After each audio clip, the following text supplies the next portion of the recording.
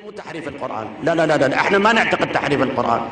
القرآن سالم صحيح، نقطة زيادة حرف كلمة ما بي، لقوله تعالى إنا نحن نزلنا الذكر وإنا له لحافظون. القرآن محفوظ من الزيادة، محفوظ من التغيير، محفوظ من التحريف.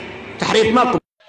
الآية هكذا كانت: إن الله اصطفى آدم ونوحا وآل إبراهيم وآل عمران وآل محمد على العالمين.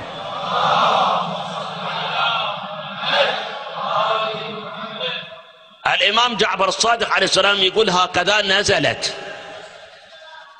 ولكنهم حذفوها.